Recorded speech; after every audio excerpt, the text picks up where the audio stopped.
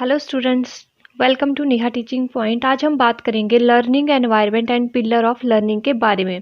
तो जब भी हम बात करते हैं लर्निंग एनवायरनमेंट की, तो इसके अंदर हमारा सीखने का एक वातावरण आ जाता है। और पिलर ऑफ लर्निंग, पिलर का मतलब होता है स्तंभ ऑफ लर्निंग, यानी कि अधिगम के कौन कौन से आपके स्तंभ है जिसके बेसिस पर आपकी लर्निंग होनी चाहिए। अगर हम एनवायरनमेंट की बात करें तो वातावरण से आप क्या समझते हैं? वातावरण क्या होता है? हमारे आसपास का जितना भी आवरण होता है उसको हम वातावरण कहते हैं ना। हमारी चारों ओर की सराउंडिंग में जो भी चीज़ें आती है वो हमारा वातावरण कहलाता है।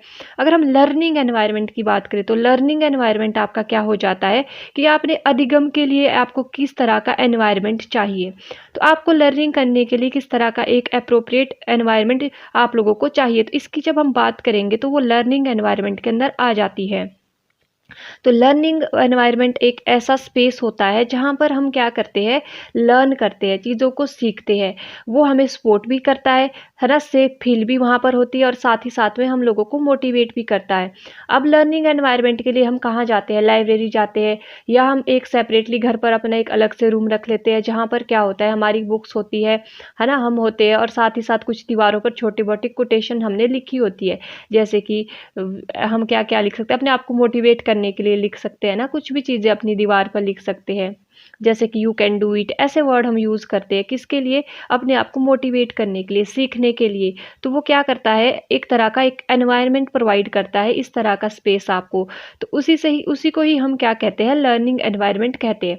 अब क्लासरूम की जब हम बात करेंगे, क्लासरूम जहाँ पर बच्चों को पढ़ाना है, तो बच्चों को पढ़ाने के लिए भी एक लर्निंग एनवायरनमेंट चाहिए जहाँ पर बच्चे सेफ फील करें, सपोर्टिव फील करें, है ना। अपना जो वो फिजिकली भी वहाँ पर अच्छे से बैठ सके। फिजिकली क्या हो गया, उनके बेंचेस का जो अरेंजमेंट है वो अच्छा होना चाहिए। ये नहीं होना चाहिए कि अब बच्चे बैठ रहे हैं और वो जो बेंच है वो इनके हिल रहे हैं, तो उनका क्या हो जाएगा, फिजिकली वो अनबैलेंस हो सकते हैं, तो उनको बैठने में दिक्कत आ सकती है। तो उनका पूरा ध्यान कहाँ जाएगा, सिर्फ और सिर्फ बेंच पर ही रहेगा, तो पढ़ाई पर उनका फोकस वहाँ से नहीं आ सकता है। फिर हो सकते हैं हमारे सोशियोलॉजिकल या सोसाइटी से रिलेटेड कुछ चीज़ें हो सकती है। मान लो कि हमारा जो स्कूल है वो बहुत ज़्यादा कहाँ है, एक ऐसी जगह पे है जहाँ पर बहुत ज़्यादा शोर शराबा आता है, तो बच्चे क्या होंगे, वहाँ से डिस्ट्रैक्ट होंगे।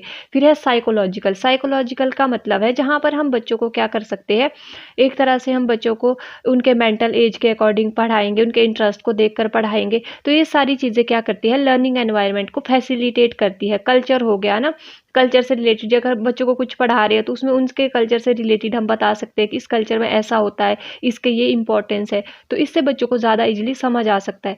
फिर आपका आ जाता है इसमें इमोशनल, इमोशनली भी बच्चे क्या हो जाते हैं, कई बार इमोशनली बच्चे क्या हो जाते हैं, जैसे उनको दर्द हो रही है तो वो क्या करते हैं, क्लासरूम में रोना शुरू कर देते हैं, है ना। या उनको कुछ भी ऐसे, अगर कोई बच्चा अच्छे से आंसर नहीं कर पा रहा है तो वो डर जाता है, तो वो रोने लग जाता है। तो इस तरह से उनको क्या करना है, एक सुटेबल एनवायरनमेंट करवाना है जहाँ पर वो सेफ फील करे, सपोर्टेड फील करे, है ना, लव देना है उनको क्लासरूम के अंदर। तो इसी सारी आवरण को हम सीखने का एक वातावरण कहते हैं या लर्निंग एनवायरनमेंट कहते हैं। आई होप आपको पूरा इसका जो है एक डिटेल आपका माइंड में बन चुका होगा कि लर्निंग एनवायरनमेंट के अंदर हमारे क्या क्या आते हैं। फिर है हमारा pillar of learning.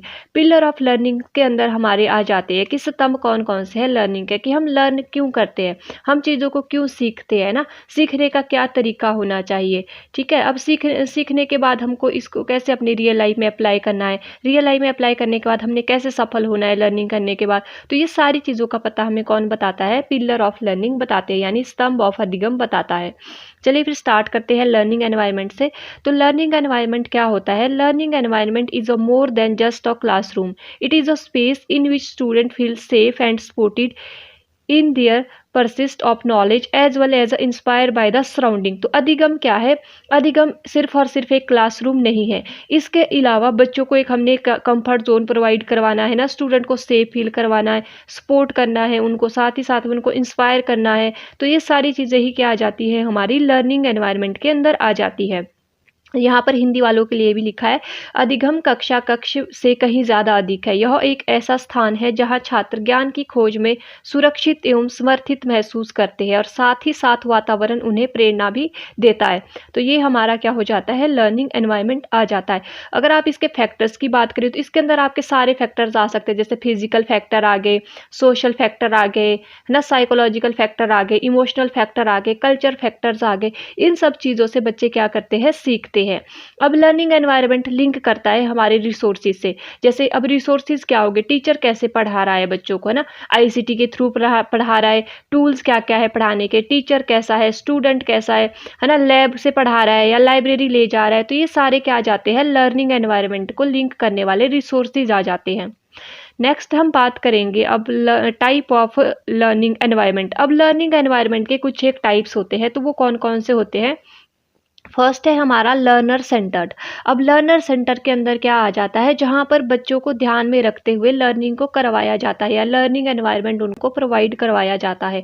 For example अगर एक छोटा बच्चा है तो हम क्या करेंगे, उसके लिए लर्निंग एनवायरनमेंट ऐसा बना देंगे जहाँ से बच्चा सीख सके।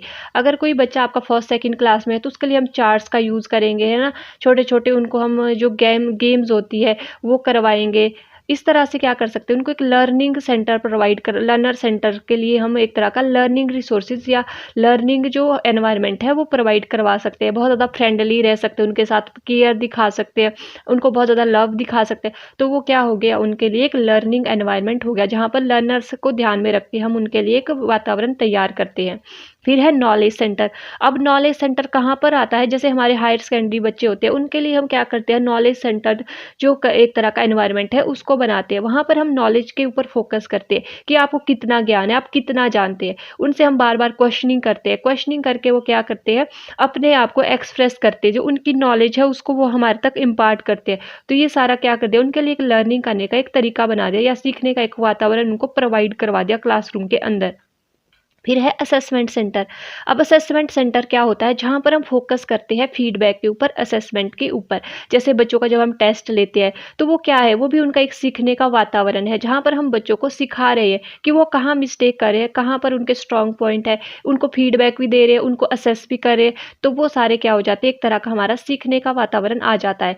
फिर है कम्युनिटी सेंटर। कम्युनिटी सेंटर के अंदर जहाँ पर हम बच्चों को, है ना, कोरिलेशन करना सिखाते हैं, आपस में काम करना सिखाता है, एक दूसरे के साथ वो कैसे अच्छे से रह सकते हैं, कैसे वो एक दूसरे की हेल्प कर सकते हैं, कैसे वो कोलैबोरेटिव लर्निंग कर सकते हैं। तो इस तरह का हम एक माहौल क्लासरूम में बच्चों को प्रोवाइड करवाते हैं, तो वही हमारा सीखने का वातावरण आ जाता है। एनवायरनमेंट की तो हमने बात कर दी, तो अब लर्निंग एनवायरनमेंट के अंदर कुछ एक चीज़ें भी तो होती होगी जो लर्निंग एनवायरनमेंट को एकदम अच्छे तरीके से, स्मूथ तरीके से चलाने के लिए ज़रूरी होती है। तो वो कौन कौन सी होती है।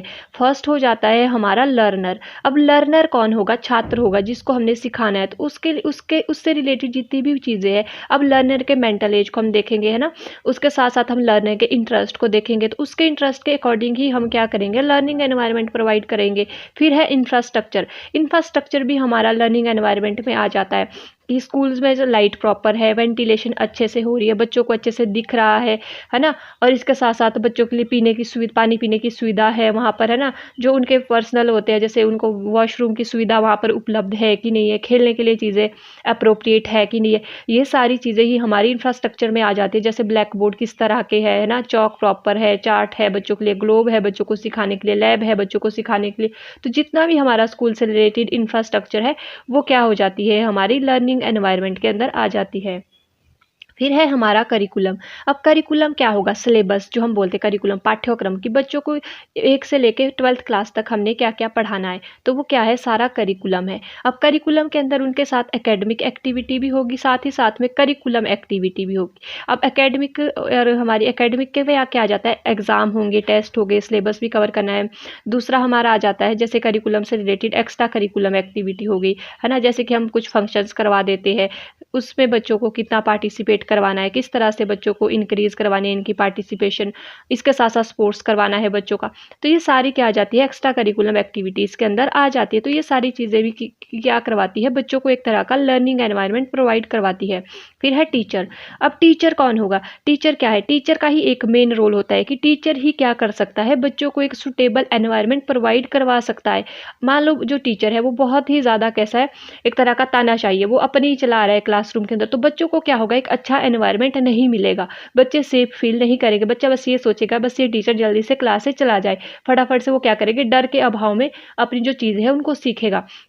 अगर टीचर वहाँ पर फ्लेक्सिबल होगा, फ्रेंडली होगा ना, अच्छा होगा, तो बच्चे क्या होंगे, ईजिली फील सेफ करेंगे वहाँ पर, है ना, सपोर्टेड फील करेंगे, मोटिवेटेड फील करेंगे। इसके साथ साथ सीखने के लिए वो एकदम उत्साहित रहेंगे, जल्दी जल्दी चीज़ों को सीखेंगे। तो वो भी टीचर क्या हो सकता है, एक लर्निंग एनवायरनमेंट प्रोवाइड करवा सकता है। तो हम कह सकते हैं कि मेन जो फैक्टर होता है वो टीचर ही होता है, एक अच्छा लर्निंग एनवायरनमेंट प्रोवाइड करवाने के लिए स्कूल्स के अंदर। अब स्कूल क्या है, स्कूल के अंदर क्या होता है, वातावरण एक होना चाहिए।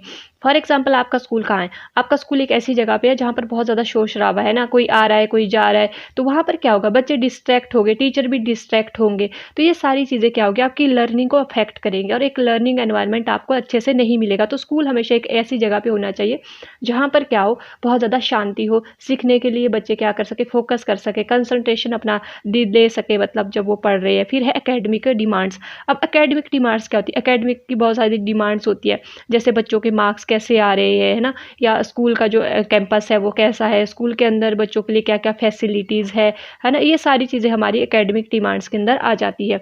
और मटेरियल्स एक्सेट्रा जो हो गया, या टूल्स हो गए, बहुत सारी चीज़ें हमारी लर्निंग एनवायरनमेंट के अंदर आ जाती है, जो एक स्कूल चलाने के लिए ज़रूरी होती है, लर्निंग या करवाने के लिए या सीखने के लिए ज़रूरी होती है। वैसे तो हम लर्निंग कहीं से भी कर सकते हैं, बट हम जब लर्निंग की बात करते हैं तो हम अभी एजुकेशन के बारे में बात कर रहे हैं, तो एजुकेशन से रिलेटेड ही हमारे एग्जाम्पल होने चाहिए और एजुकेशन से रिलेटेड ही हमारा कंटेंट होना चाहिए। तो इसलिए मैं आपको सारे के सारे एग्जाम्पल लर्निंग से रिलेटेड एंड स्कूल से रिलेटेड ही यहाँ पर दे रही हूँ। नेक्स्ट है आपका कैपेसिटी टू लर्न इज। अब है आपका, जैसे ये यहाँ पर एक तरह की डेफिनेशन दी है आपके पास कि capacity to learn is a gift, the ability to learn is a skill, the willingness to learn is a choice. अब सीखने की क्षमता एक उपहार है, सीखने की क्षमता एक कुशलता है, या सीखने की क्षमता एक इच्छा है, और सीखने की जो क्षमता है वो एक विकल्प है। अगर हम इस स्टेटमेंट की बात करें तो ये स्टेटमेंट बैरन हर्बर्ट ने दी थी। अब बैरन हर्बर्ट कौन है, अब बैरन हर्बर्ट ने एक तरह का 4 पिलर्स की इन्होंने भी बात की थी, बट हम जो 4 पिलर्स की बात करते हैं वो हम यूनेस्को द्वारा जो आपको 1995-6 में आपको एक स्टेटमेंट दी थी या एक रिपोर्ट दी थी, उसके बेसिस पर ही हम पढ़ते हैं, बट हमारे को इनके बारे में भी थोड़ा बहुत पता होना चाहिए। तो बैरन हर्बर्ट ने क्या कहा था कि सीखने की क्षमता क्या है, एक उपहार है, यानी कि एक गिफ्ट है। अब सीखने की क्षमता एक कुशलता भी है, कि स्किल है एक हमारी, है ना। अब सीखने की क्षमता एक विलिंगनेस भी है, जब आदमी विलिंगनेसली, है ना, जब उसके अंदर सीखने की क्षमता होगी कि मुझे कुछ चीज़ सीखनी है, तभी तो वो चीज़ों को सीख सकता है ना। एंड इन्होंने क्या कहा था कि लर्निंग इज अ चॉइस। अब लर्निंग क्या हो सकती है, एक तरह का विकल्प भी हो सकता है, चॉइस भी हो सकती है इंसान की, ठीक है। ये इनकी एक स्टेटमेंट थी। अब यहाँ से हमारा 4 पिलर्स वाला एक कंसेप्ट स्टार्ट हो रहा है। सबसे पहले हम बात करेंगे बैरन हर्बर्ट की, तो उनके अकॉर्डिंग क्या था, well learning is talk about it is important to get in tune with the 4 pillar that help you gain a foothold and a foundation in the learning. These pillars help you get set for life and bring in marvelous way to reach successful outcome. जब भी हम सीखने की बात करते हैं ना, सीखने की बात जब की जाती है तो 4 स्तंभों का तालमेल बिठाना बहुत ज़रूरी होता है। वो 4 स्तंभ हमारे क्या होते हैं, 4 पिलर जिसकी हम बात करते हैं। आपको सीखने में, पैर जमाने में, है ना, और साथ ही साथ में आपको जो हासिल करना है ज़िंदगी में, उस समय कौन मदद करता है, आपका 4 पिलर्स मदद करते हैं। और इसी के साथ साथ आपकी जो सफलता के परिणाम होते हैं वो भी किसके कारण आते हैं, आपकी जो 4 पिलर्स है या जो आपके 4 स्तंभ है लाइफ को रिलेटेड, उनसे ही आपको मिलते हैं। तो आई होप आपको 4 पिलर्स का यहाँ से कंसेप्ट समझ आ गया होगा। अगर हम इनके बात करें तो इन्होंने 4 पिलर्स के अंदर कौन कौन सी चीज़ें ली थी, तो इन्होंने 4 पिलर्स के अंदर बात की थी कि आदमी के अंदर स्किल होनी चाहिए, नॉलेज होनी चाहिए, उसको अंडरस्टैंडिंग होनी चाहिए और एक एप्टीट्यूड होना चाहिए। अब नॉलेज क्या है, नॉलेज क्या होता है, ज्ञान जिसको हम बोलते हैं। ज्ञान क्या है, जहाँ से हम चीज़ों को सीखते हैं, अपने कंसेप्ट को बिल्डअप करते हैं, है ना। तो ये सारे क्या हो जाती है, हमारी नॉलेज हो जाती है, जो जिसके बारे में हमें थोड़ा बहुत पता होता है कि ये ऐसी जैसी चीज़ है, ठीक है, इसका ये कंसेप्ट है, इसके ये रूल्स है। ये क्या हो गया, थोड़ी सी नॉलेज हो गई, चीज़ों के बारे में हमारे को ज्ञान हो गया। इससे हमारे अंदर क्या हो जाती है, नॉलेज डेवलप हो जाती है हल्की फुल्की। फिर आती है स्किल। स्किल क्या होती है, लर्निंग बाय डूइंग। हम कुछ कर रहे हैं, हम कुछ पढ़ रहे हैं, उसको हम अब रियल लाइफ पे भी अप्लाई कर रहे हैं, तो लिंक किससे कर रहे हैं, रियल लाइफ से कर रहे हैं, तो वो स्किल आ जाती है। तो ये जो आपको यहाँ पर मैंने लिखा है, ये आपको नोट्स दे दूंगी, तो आप वहाँ से इसको पढ़ लेना, बट अभी आप समझने पर फोकस करो। तो स्किल क्या होगी आपकी, जहाँ पर हम चीज़ों को कोरिलेट कर रहे हैं ना, लर्निंग के साथ साथ हम रियल वर्ल्ड में उसको अप्लाई कर रहे हैं, तो वो हमारी स्किल हो जाती है। अब है अंडरस्टैंडिंग। अब अंडरस्टैंडिंग क्या होती है, having knowledge and skill in fine but then there is a thin line of the understanding in between that enable a learner to make connection and apply the learning। अब क्या है कि learning और जो हमारी नॉलेज और skill है उसके बीच एक पतली सी रेखा है, उसको ही हम क्या कहते हैं, अंडरस्टैंडिंग कहते हैं। अंडरस्टैंडिंग एक तरह का कनेक्शन फिट करती है हमारी जो नॉलेज है और हमारी स्किल है उन दोनों के बीच में। अब हमारे को किसी चीज़ की नॉलेज है, ठीक है, थोड़ा सा हमने नॉलेज ले ली कि ये है, इसके अंदर ये आएगा, तो वो क्या है, सिंपल हमने नॉलेज ले ली। अब हमने उसके बारे में समझना भी तो है कि क्या चीज़ है, इसके अंदर ऐसा है तो क्यों है, तो वो क्या होगी, हमारी अंडरस्टैंडिंग होगी। और जब हमें अंडरस्टैंडिंग हो गई किसी चीज़ की तो हम क्या करते हैं, उसको रियल लाइफ में कर देते हैं। जैसे फॉर एग्जांपल टीचिंग की अगर हम बात करें तो टीचिंग की क्या है, आपको थोड़ी बहुत पहले नॉलेज थी कि टीचिंग ये होती है, इसके लिए बीएड करनी पड़ती है, फिर उसके बाद टेट निकालना पड़ता है, फिर इसके लिए कमीशन आता है, वो निकालना पड़ता है, वो क्या है, नॉलेज है। अब नॉलेज तो आपने ले ली, फिर आपने क्या किया, अंडरस्टैंडिंग की उस चीज़ के बारे में कि चलो ये करना पड़ता है। अब अंडरस्टैंडिंग कैसे लोगे आप, अंडरस्टैंडिंग आप समझोगे, अच्छा कि बीएड ये है, अब इसके अंदर हमें ये भी करना पड़ेगा, टीपी भी लगानी पड़ेगी, पढ़ना भी पड़ेगा, फिर टेट को क्वालिफाई करने के लिए हमें क्या क्या प्रोसीजर करना पड़ेगा, फिर उसके बाद जब कमीशन आएगा उसके लिए क्या क्या प्रोसीजर है हमारा, तो वो सारा क्या हो गया, आपकी अंडरस्टैंडिंग एक बिल्डअप हो गई। अब स्किल क्या है, स्किल होगी आपकी जब आपने अंडरस्टैंडिंग करने के बाद उसको रियल लाइफ में किया, कि आपने खुद से फॉर्म भरा या आप कहीं कैफ़े में जाके आपने फॉर्म फिल कर दिया, तो वो क्या है, आपकी स्किल है, यानी कि आपने वहाँ पर वो काम करना शुरू कर दिया, उसके लिए आपने क्या कर दिया, एक तरह का एक्ट करना शुरू कर दिया, तो वो आपकी स्किल हो गई। तो इस तरह से क्या होती है, अंडरस्टैंडिंग दोनों को लिंक करती है, हमारी नॉलेज एंड स्किल को। फिर है आपका एप्टीट्यूड। अब एप्टीट्यूड क्या होता है, इनबॉर्न पोटेंशियल हम जिसको बोलते हैं, जो जन्मजात हमारे अंदर कुछ एक कैपेबिलिटीज़ होती है ना, इससे हम क्या कर सकते हैं, अपने टास्क को अच्छे से फुलफिल कर सकते हैं, है ना, इसको ही हम क्या कहते हैं, एप्टीट्यूड। जिस चीज़ में हमारे को ज़्यादा पोटेंशियल होगा ना, जिस चीज़ का करने की हमारे अंदर बहुत ज़्यादा, एक तरह से हम कह सकते हैं कार्य करने की क्षमता हमारे अंदर जितनी ज़्यादा होगी, तो हम वो काम बहुत अच्छे तरीके से कर सकते हैं, उसमें हम स्पेशलाइजेशन कर सकते हैं। फॉर एग्जाम्पल आपको साइंस में इंटरेस्ट नहीं था, बट आपने क्या कर दिया, 10th में आपके अच्छे मार्क्स आ गए, उसके बेसिस पर आपने साइंस ले ली, तो फिर क्या हो गया कि आप उसके लिए अच्छा, आपके अंदर पोटेंशियल नहीं था, ठीक है, आप स्ट्रेस हैंडल नहीं कर पा रहे थे, तो क्या हो गया कि आप उसमें एक अच्छी महारत हासिल नहीं कर पाएंगे आगे जाके। इसके कंपैरिजन में जो दूसरा बच्चा होगा, मान लो उसको बहुत ज़्यादा इंटरेस्ट था साइंस में, तो वो क्या करेगा, बहुत ही उसके अंदर इतना पोटेंशियल है कि वो हर स्ट्रेस को हैंडल कर सकता है, हर सिचुएशन में चीज़ों को सीख सकता है, तो क्या करेगा, वो उसमें बहुत ज़्यादा अच्छी महारत हासिल कर लेगा। तो यही इन्होंने बात की थी कि जो लर्निंग के पिलर्स है वो इस तरह से काम करते हैं, ठीक है। आई होप आपको पूरा समझ आ गया होगा। नेक्स्ट अगर हम बात करें 4 पिलर ऑफ लर्निंग की, तो यूनेस्को ने सबसे पहले 4 पिलर ऑफ लर्निंग एक रिप्रेजेंट किया था 1996 में। अगर हम यूनेस्को की बात करें तो यूनेस्को क्या है, वर्ल्ड हेरिटेज लिस्ट को ये क्या करता है, जारी करता है। अगर हम यूनेस्को की एस्टेब्लिशमेंट की बात करें तो ये 1945 में इसकी एस्टेब्लिशमेंट हुई थी और इसका हेडक्वार्टर पेरिस में है। अगर हम इंडिया की बात करें कि इंडिया में टोटल कितनी हेरिटेज साइट्स है या हेरिटेज साइट्स में कितनी लिस्ट है, तो टोटल इंडिया के पास 42 हेरिटेज साइट्स है जो यूनेस्को में शामिल है, जिसमें कि 34 सांस्कृतिक है, 7 प्राकृतिक है और 1 मिश्रित है।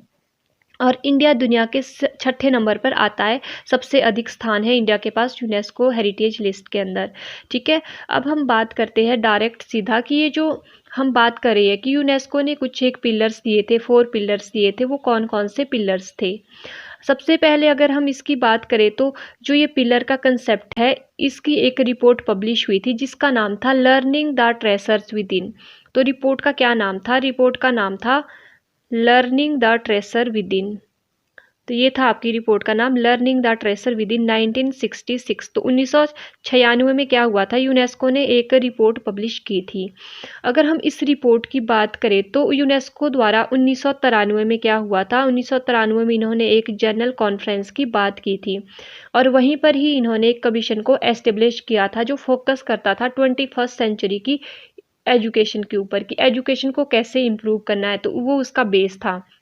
अगर हम इस कमेटी की बात करें या इस कमीशन की बात करें तो इस कमीशन के जो हेड थे या चेयरमैन थे वो एक फ्रांस के व्यक्ति थे जिनका नाम था जैकस डॉलर ऑफ फ्रांसिस। तो उनका नाम क्या था, उनका नाम था जैक्यूस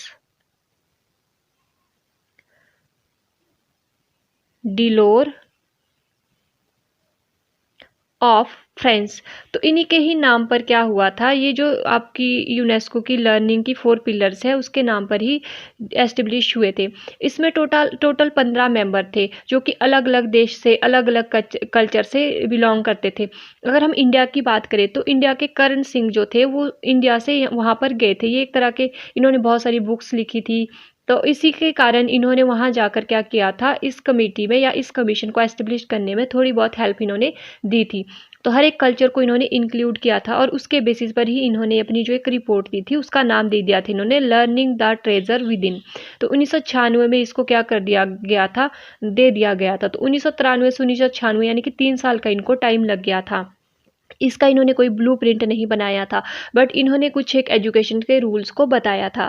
ठीक है, इसको डॉलर कमीशन 1996 के नाम से भी जानते हैं, क्योंकि इसके जो चेयर हेड थे वो कौन थे, डॉलर थे, जो कि जैक्यूब डॉलर कहाँ के थे, फ्रांस के रहने वाले थे। ये आपको पूरा यहाँ से समझ आ गया होगा। अब इन्होंने जो रिपोर्ट पब्लिश की थी 1996 में, उसके कुछ की कंसेप्ट थे। की कंसेप्ट कौन कौन से थे, तो इसके की कंसेप्ट की अगर हम बात करें, इनकी रिपोर्ट का बेस क्या था, इनकी रिपोर्ट का बेस था, एक तो था कि लर्निंग थ्रू लाइफ, यानी कि लर्निंग थ्रू आउट लाइफ का मतलब है कि पूरे जीवन भर क्या करना है, सीखना है। सेकंड था फोर पिलर ऑफ एजुकेशन, और 4 पिलर कौन कौन से होने चाहिए एजुकेशन के, तो इसकी इन्होंने बात की थी। सबसे पहले यहाँ पर आपके इन्होंने 4 जो पिलर है उसकी बात की, तो उसके अंदर क्या क्या आता है, एक तो लर्निंग टू नो आता है, सेकंड लर्निंग टू डू आता है, third learn to live together आता है, फोर्थ लर्निंग टू भी आता है। अब मैं ये आपके लिए पढ़ने के लिए, आप इसको पढ़ लेना जब मैं आपको इसके नोट्स प्रोवाइड करवाऊंगी टेलीग्राम चैनल पर। अब हम बात करेंगे इसके बारे में कि इसके अंदर मेन क्या क्या चीज़ें थी। ठीक है, उसको ही हम हल्का हल्का डिस्कस करेंगे। अगर हम बात करें लर्निंग टू नो, यानी जानने के लिए अधिगम, जानने के लिए अधिगम क्या होता है, हम सीखते रहते हैं ना, जब हम बर्थ से लेकर डेथ तक की बात करते हैं तो हम हर एक स्टेज पर सीखते रहते हैं। तो हम सीखते कैसे हैं ना, हम जानने के लिए सीखते हैं। इनका फर्स्ट जो पिलर था वो यही कहता था कि हम क्यों सीख रहे हैं, कुछ जानने के लिए हम सीखते हैं। जानने के लिए क्या क्या होना ज़रूरी है, हम फॉर्मली भी सीख सकते हैं, इनफॉर्मली भी सीख सकते हैं। फॉर्मली क्या होगा, किसी स्कूल में जाकर हमने सीख ली चीज़ें, ठीक है। इनफॉर्मली कि अपने तजुर्बे से हमने चीज़ें सीख ली, तो हम पूरी ज़िंदगी कुछ ना कुछ एक्सप्लोर करते रहते हैं, कुछ ना कुछ चीज़ें सीखते रहते हैं। तो उसके लिए क्या क्या ज़रूरी है, अब जानने के लिए सबसे पहले क्या ज़रूरी है, तो इन्होंने क्या कहा था, जानने के लिए ज़रूरी क्या क्या है। सबसे पहले ये बात करते हैं कंसंट्रेशन की, फिर मेमोरी की बात करते हैं, फिर क्रिटिकल थिंकिंग की बात करते हैं। अगर हम बात करें सबसे कंसंट्रेशन की, तो कंसंट्रेशन के अंदर क्या होता है, जब भी कोई सिचुएशन आती है तो हम क्या करते हैं, एकाग्रता के साथ क्या करते हैं, चीज़ों को देखते हैं, सुनते हैं, फिर हम मेमोराइज करते हैं, उन चीज़ों को याद रखते हैं। फिर हमारे अंदर क्या होती है, क्रिटिकल थिंकिंग का डेवलपमेंट होती है।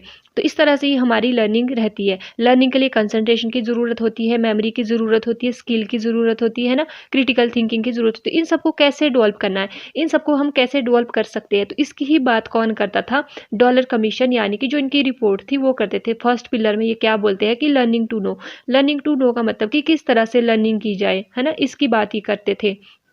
इसके उन्होंने कुछ एक टूल रखे थे, तो वो टूल कौन कौन से थे, फर्स्ट इनका जो टूल था न्यूमेरिकल, सेकंड इनका था लिटरेसी, फिर था लाइफ स्किल, और फिर था थिंकिंग। यानी कि न्यूमेरिक्स का मतलब है मैथ्स को कैसे समझना है ना, मैथ्स के लिए हम किस तरह से लर्निंग कर सकते हैं। फिर है लिटरेसी, यानी कि हम राइटिंग, लैंग्वेज, लिटरेचर, ये सारी हमारी इसके अंदर आ जाती है। लाइफ स्किल से रिलेटेड हमारी जितनी भी होती है ना, कि हम कैसे मेमोराइज करते हैं चीज़ों को, कैसे हम लर्न कर सकते हैं, कैसे हम चीज़ों को सिंथेसाइज कर सकते हैं, कैसे हम अपनी लाइफ को जी सकते हैं। एंड द थिंकिंग, थिंकिंग का मतलब है कि हमारी लाइफ में जो भी प्रॉब्लम्स है हम उनके साथ कैसे डील कर रहे हैं, प्रॉब्लम को हम कैसे सॉल्व करेंगे। ये सारी बातें किसके अंदर आती है, लर्निंग टू नो के अंदर आती है। तो फर्स्ट पिलर ऑफ लर्निंग क्या हो गया हमारा, लर्निंग टू नो। अगर हम इसके बेस की बात करें तो बेस अभी मैंने आपको बताया कि इसे फोकस किस पे करता है, ये फोकस 2 चीज़ों पर करता है। एक तो बेसिक एजुकेशन है, दूसरा पर्टिकुलर एजुकेशन। बेसिक एजुकेशन मतलब ऑल फील्ड, जो भी हम फर्स्ट से लेकर 10th तक पढ़ते हैं, 10th तक तो सब एक जैसा ही पढ़ते हैं ना, तो वो क्या है, बेसिक एजुकेशन है कि ऑल फील्ड में सब बच्चों को इस चीज़ की नॉलेज होनी चाहिए, किस तरह की लर्निंग होनी चाहिए सब बच्चों की फर्स्ट से 10th तक की, इसकी ये बात करते हैं। फिर है सेकंड पर्टिकुलर एजुकेशन। अब हम जब 10th के बाद +1 में जाते हैं, +2 में जाते हैं, तब हम एक सब्जेक्ट ऑप्ट करते हैं, साइंस, आर्ट्स, कॉमर्स, बट अब तो नहीं है। बट पहले बहुत होता था ये कि हम कौन सा सब्जेक्ट ले रहे हैं, तो न्यू एजुकेशन पॉलिसी ने इसको निगलेक्ट कर दिया है। तो इसके बेसिस पर क्या होगी, एक पर्टिकुलर एजुकेशन पे हम जाएंगे, एक स्पेसिफिक हम फील्ड चूज करते हैं। तो ये भी क्या है, किस तरह की लर्निंग की जाए, फ्यूचर में किस तरह की लर्निंग की जाए, जो कि हमारे कंसंट्रेशन को भी ध्यान में रखे, हमारी मेमोरी स्किल को भी ध्यान में रखे, हमारी क्रिटिकल थिंकिंग्स के आसपास भी हो। तो इस तरह की चीज़ों की बात इन्होंने यहाँ पर की थी। नेक्स्ट है आपका लर्निंग टू डू। अब लर्निंग टू डू यानी कि कार्य करने के लिए अधिगम। अब लर्निंग टू डू से रिलेटेड यहाँ पर क्या है, deal with situation and the team work. यहाँ पर किससे डील करनी है, डील किससे करनी है, सिचुएशन के साथ और टीम वर्क के साथ, कि हम किस सिचुएशन में कैसे काम करेंगे, हम टीम्स के साथ वर्क कैसे करेंगे, है ना। लर्निंग टू डू, कार्य करने के लिए अधिगम। यहाँ के इसके अंदर क्या होती है, इसकी आउटकम क्या होती है, स्किल डेवलपमेंट। हम अपने अंदर कैसे स्किल को डेवलप कर सकते हैं ना, पर्टिकुलर डेवलपमेंट, एक तरह से हम प्रैक्टिकल डेवलपमेंट कैसे होगी हमारे अंदर, ओवरऑल पर्सनैलिटी की डेवलपमेंट कैसे होगी। इसके अंदर क्या करते हैं हम, इसके अंदर हम अपनी क्वालिटीज़ को डेवलप करने की बात करते हैं कि बच्चों को हमने क्या करना है, एक ऐसी एजुकेशन देनी है, उनकी ऐसी लर्निंग होनी चाहिए जिससे कि उनके अंदर क्या हो, स्किल डेवलपमेंट हो, प्रैक्टिकल डेवलपमेंट हो, साथ ही साथ उनकी जो पर्सनल डेवलपमेंट है वो भी हो। तो इस पर ये फोकस करते थे मेनली, जैसे कि कंप्यूटर एजुकेशन होगी, है ना, कंप्यूटर ट्रेनिंग होगी, उसकी ये बात करते थे। ऑक्यूपेशनल जो भी चीज़ें होती थी उसको ये बात करते थे कि उसको बढ़ावा देना है। कब, जब हम क्या कर रहे हैं, लर्निंग कर रहे हैं, है ना। तो हमने, जब हम पहले इसकी बात ही कर रहे हैं तो जनरल इसका क्या ये कंसेप्ट था, इसका कंसेप्ट बस ये था कि किस तरह की एजुकेशन होनी चाहिए, किस तरह की एजुकेशन को हमने इम्प्रूव करना है। तो इन्होंने पहले बोला कि लर्निंग टू नो, कि हमारे को ये पता होना चाहिए कि किस तरह की लर्निंग की जाए, है ना, किस तरह की लर्निंग करनी है, कि किस किस एस्पेक्ट्स को देखेगा हमारी वो लर्निंग। फिर अगर हम टू डू की बात करते हैं तो इसमें हमारी ओवरऑल डेवलपमेंट की बात होती है ना, प्रैक्टिकल, वोकेशनल, जितनी भी चीज़ें हैं कि हम कैसे करेंगे काम, कैसे हम अपने कॉन्फ्लिक्ट्स को दूर करेंगे, कैसे हम साथ रह सकते हैं, ये सारी बातें किसके अंदर आ जाती है, लर्निंग टू डू के अंदर आ जाती है। अब नेक्स्ट है आपका लर्निंग टू लिव टुगेदर। तो थर्ड पिलर क्या हो गया आपका, लर्निंग टू लिव टुगेदर, यानी कि साथ रहने के लिए अधिगम। अब लर्निंग टू लिव टुगेदर का मतलब क्या होता है कि रिस्पेक्ट करनी है एक दूसरे की, वैल्यूज़ करनी है एक दूसरे की। अब हर एक इंसान का क्या क्या है, अपनी वैल्यूज़ होती है, हर एक सोसाइटी, अब अपनी सोसाइटी होती है ना, रिस्पेक्ट करनी है इन सब की। तो इस सब को जब हम को रिलेट करेंगे, अंडरस्टैंड करेंगे, एक दूसरे की वैल्यूज़ करेंगे, है ना, एक दूसरे की कल्चर को हम रिस्पेक्ट करेंगे, तो उसको ही हम लर्निंग टू लिव टुगेदर बोलते हैं। तो इस तरह की लर्निंग होनी चाहिए जिसके अंदर हम एक दूसरे की जो हमारी सोसाइटी है या एक दूसरे की जो वैल्यूज़ है उसको हम क्या कर सके, रिस्पेक्ट कर सके। तो लर्निंग टू लिव टुगेदर के अंदर हमारा यही आ जाता है कि कैसे रहना है ना, कोऑपरेट करना है एक दूसरे को, है ना, सोसाइटी में हमें शांति बनाए रखना है, लड़ाई झगड़ा नहीं करना है। तो इस तरह की क्या होती है, लर्निंग का एक ऐसा पिलर, लर्निंग का ये भी एक क्या होता है, पिलर होता है। ठीक है, यहाँ तक आपको समझ आ गया होगा। एंड फिर है लर्निंग टू बी, यानी कि स्वयं के लिए अधिगम। हम खुद के लिए लर्निंग करनी है, हमने किसी और के लिए लर्निंग नहीं करनी है, खुद के लिए लर्निंग करनी है। खुद के लिए क्यों, अब अपना हमने क्या करना है, स्वयं के लिए फिजिकल डेवलपमेंट करनी है, अपनी मेंटल डेवलपमेंट करनी है, इमोशनल डेवलपमेंट करना है, इंटेलेक्चुअल डेवलपमेंट करना है, एंड ओवरऑल डेवलपमेंट की जब हम बात करते हैं तो लर्निंग टू बी के अंदर हमारी ये सारी की सारी चीज़ें आ जाती है कि अपने बारे में, है ना, अपनी ग्रोथ के बारे में, अपनी कुछ पर्सनल वैल्यूज़ है, हमारे क्या एटीट्यूड्स है, हमारा क्या बिलीफ है, सेल्फ अवेयर हम कितने हैं, है ना, सेल्फ रेगुलेटेड हम कितने हैं, सेल्फ इम्फेसाइज हम कितने हैं, हम अपने बारे में कितना जानते हैं। तो ये सारी बातें किसके अंदर आ जाती है, ये सारी बातें हमारी आ जाती है लर्निंग टू बी, यानी कि स्वयं के लिए अधिगम जब हम करते हैं। आई होप आपको पूरा ही समझ आ गया होगा। तो मैंने अभी तक आपको 4 पिलर्स की बात की थी, जिसमें कि हमने सबसे पहले लर्निंग टू नो की बात की थी कि जानने के लिए क्या करना है, हमने लर्निंग करनी है, हम फॉर्मली इनफॉर्मली कैसी भी चीज़ों को सीख सकते हैं। यहाँ पर हमारे अंदर critical thinking, problem solving ability, creativity, communication, है ना, ये सारी चीज़ें हमें पता चलती है कि कैसे हम अपनी क्रिएटिविटी को बढ़ा सकते हैं, कैसे हम मतलब बेहतर तरीके से चीज़ों को कर सकते हैं ना। ये सारी चीज़ें किसके अंदर आ जाती है, हमारी लर्न टू नो के बारे में। अब एग्जाम्पल के तौर पर अगर मैं आपको लर्न टू नो के बारे में बात करूँ तो क्या होता है, जैसे एक बच्चा है, हमने क्या किया, उसको बोला कि एनवायरनमेंट में ये दिक्कत है, तो उसने क्या किया, सबसे पहले उसने अपनी क्रिटिकल थिंकिंग लगाई कि अच्छा एनवायरनमेंट में भाई पॉल्यूशन है। फिर उसके बाद उसने क्रिएटिविटी अपनी दिखाई। क्रिएटिविटी कैसे दिखाएगा, अब उसने देखा ये दिक्कत है ना, इसके पीछे के क्या कॉज है, कॉज को उसने फाइंड आउट किया, उसकी प्रॉब्लम सॉल्विंग एबिलिटी वहाँ पर क्या हो रही है, काम कर रही है। फिर उसने क्या किया, कुछ एक ऐसे कंसेप्ट लाए, है ना, जैसे कि भाई हम इस तरह से इसको कम कर सकते हैं अपने एनवायरनमेंट पोल्यूशन को, तो वो क्या है, वो उसकी क्रिएटिविटी उसने जनरेट किया खुद से। फिर उसने क्या किया, उसको जो उसने एक मेथड लाए कि इस तरह से हम कम कर सकते हैं, रिड्यूस कर सकते हैं एनवायरनमेंट पोल्यूशन, तो उसने कम्युनिकेशन किया, औरों को बताया। स्किल उसकी देखो यहाँ पर कितनी स्किल है उसकी डेवलप हो रही है, क्रिटिकल थिंकिंग, प्रॉब्लम सॉल्विंग भी हो रही है, क्रिएटिविटी स्किल भी डेवलप हो रही है, कम्युनिकेशन स्किल भी डेवलप हो रही है। तो ये क्या है, जानने के लिए ज्ञान, है ना, जानने के लिए हमने लर्निंग करनी है। फिर मैंने उसके बाद आपको बोला टू डू, कि कुछ करने के लिए। टू डू का मतलब क्या है, इसके अंदर हम प्रैक्टिकल एंड वोकेशनल स्किल की जहाँ हम बात करते हैं, एडेप्टेबिलिटी की बात करते हैं ना, खुद से इनिशिएटिव लेंगे हम। जैसे खुद कोई बिजनेसमैन होता है, वो क्या करता है, अपने अंदर एक स्किल को डेवलप करता है। अब स्किल को कैसे डेवलप करेगा, जब उसको थोड़ी बहुत जानकारी होगी, उसके अंदर काम करने की क्षमता होगी, वो अपने आप को समझ पाएगा, अपनी स्किल्स को डेवलप कर पाएगा। तो इसलिए लर्निंग हमारी ऐसी होनी चाहिए जो क्या करे, हमें स्किलफुल बनाए। फिर मैंने थर्ड आपसे बात की थी कि लर्निंग टू लिव टूगेदर। अब लर्निंग कैसी होनी चाहिए, जो हमें साथ रहने की प्रेरणा देती हो, जिसके हम कोऑपरेट करें, एक दूसरे के कन्फ्लिक्ट्स को एक दूसरे के रिजॉल्व करें, है ना, वो हो गई। फिर हमने बात की थी कि टू बी का मतलब क्या होता है, कि स्वयं के लिए अधिगम करना। स्वयं के लिए मतलब अपने बारे में, अपनी ग्रोथ के बारे में जब हम बात करते हैं, हमें पता है कि हम कैसे इंसान हैं, हमारी कैसी पर्सनैलिटी, हमारी क्या वैल्यूज़ है, क्या एटीट्यूड्स है हमारा किसी चीज़ को लेके, है ना, क्या बिलीव्स है हमारे, हम क्या मान्यता मानते हैं। तो ये सारे क्या हो जाते हैं हमारे, यही सारे हमारे 4 पिलर्स आ जाते हैं।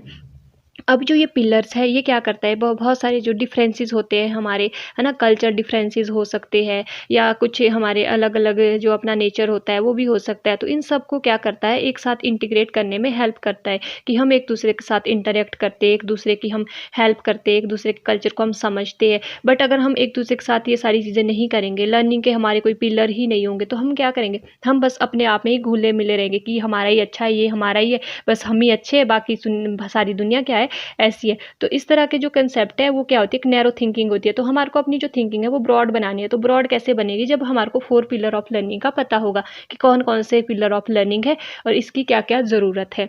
तो आई होप आपको पूरा कंसेप्ट अच्छे से समझ आ गया होगा। तो मिलते हैं जल्द ही नेक्स्ट वीडियो में। और इसके साथ साथ अगर आपका जो ये वाला टॉपिक है ये आपका कंप्लीट हो जाता है, टीचर और teaching related concept and learner and learning related concept. मैंने इसमें आपको जो एक टॉपिक था relationship between teaching and learning, ये मैंने आपको टीचर एंड जो अब हमने टीचिंग की बात की थी, तो वहाँ पर ही एक्सप्लेन कर दिया था। तो हमारा बस ये पिलर ऑफ लर्निंग बच जाता था इसमें से, और लर्निंग एनवायरनमेंट जो मैंने आज आपको कंप्लीट करवा दिया है। नेक्स्ट हम बात करेंगे नेक्स्ट वीडियो में challenges in the field of teacher education. Teacher education की फील्ड में कौन कौन से चैलेंजेस है उसकी हम बात करेंगे विद रेफरेंस टू NEP 2020, यानी कि नेशनल एजुकेशन पॉलिसी 2020 के तहत हम बात करेंगे कि 2020 की जो पॉलिसी है उसमें भी क्या क्या आपकी टीचर एजुकेशन से रिलेटेड चैलेंजेस है। ठीक है, तो मिलते हैं जल्द ही नेक्स्ट वीडियो में नेक्स्ट टॉपिक के साथ। तब तक के लिए bye bye and thank you for watching.